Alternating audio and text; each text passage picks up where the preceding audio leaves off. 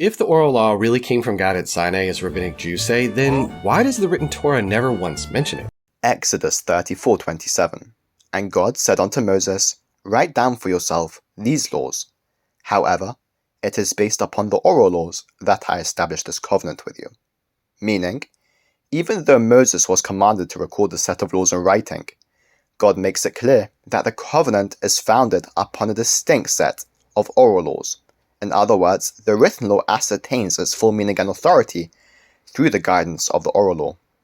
Through the transmission of the oral law in the unbroken chain of sages leading back into Moses, the courts inherit the divine authority from God at Mount Sinai to deduce what is right and what is wrong, establishing rabbinic authority. In other words, the Torah establishes an oral Torah. The sages of the Talmud and the Mishnah both trace their authority and traditions back to the hand of Moses in an unbroken manner. The content of the Talmud and Mishnah establish rabbinic authority, concluding that Moses himself established rabbinic authority through the oral Torah. As we see, the basis for receiving an oral Torah at Mount Sinai is very much rooted within written scripture. God told Israel to write his commands down, to read them publicly, and to not add or subtract from them. Again, if this deceitful missionary read the context of the verse he is citing, he would find that the specific application of this command is warning against adding to God's Torah, God's law, and does not prohibit the rabbis from establishing their own enactments, not God's law, distinct from God's law. Hence it is called rabbinic law, and not written law. Talmud is full of rabbis arguing over what supposedly came from Sinai, often contradicting each other.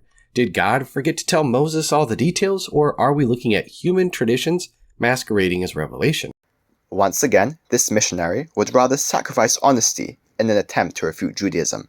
The Talmud is not a record of rabbis disputing what came from Mount Sinai, but instead its debates concern either new rabbinic enactments that do not stem from Mount Sinai, or the practical application of God's law onto new situations in different generations. For example, the Torah's prescription of the death penalty for those found breaking the Sabbath.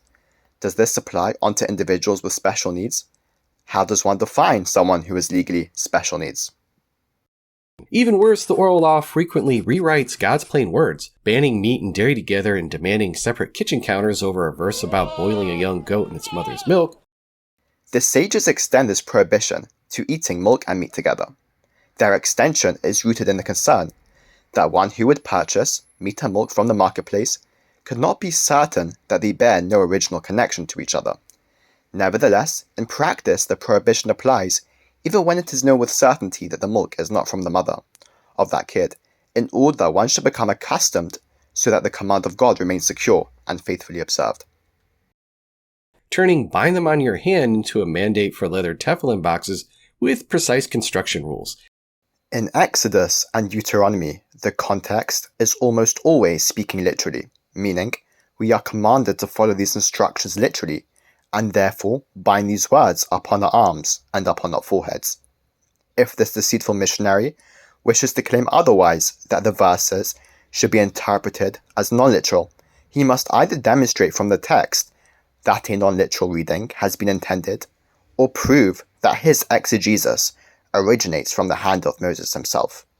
This missionary has demonstrated neither, rendering his entire argument invalid. If you enjoyed our video, please like and subscribe.